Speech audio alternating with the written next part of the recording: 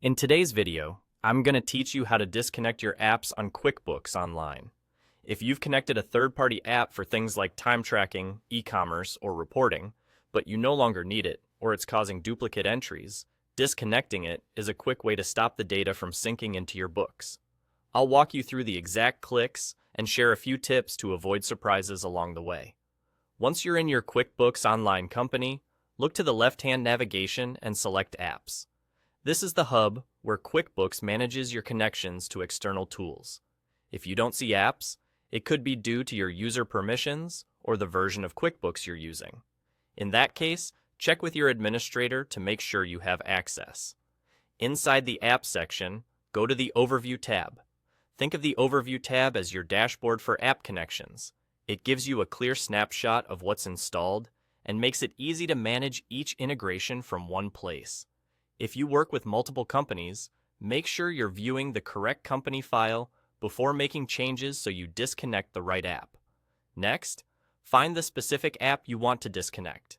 On that Apps tile or row, click the three dots icon. Those three dots are the More Actions menu, and this is where QuickBooks keeps management options for each app.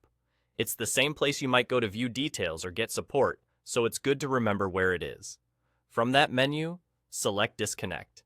This is the action that stops the app from communicating with your QuickBooks data. Depending on the app, you may see a brief message explaining what will happen next. If a confirmation prompt appears, review the note and confirm. After you disconnect, the app will no longer sync new transactions or updates into QuickBooks. Your historical data typically stays in your books, but no new information will come in going forward. A few quick tips as you wrap up. If you rely on automated imports or scheduled syncs, consider when you disconnect to avoid partial data for a reporting period.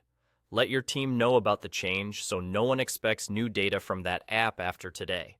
And if you don't see the disconnect option, it might mean the app is managed directly inside that app's own dashboard. In that case, check the provider's instructions. That's all there is to it. Go to Apps, open the Overview tab, click the three dots next to the app, and select Disconnect. Thanks for watching, and I hope this helped you keep your QuickBooks Online setup clean and running smoothly.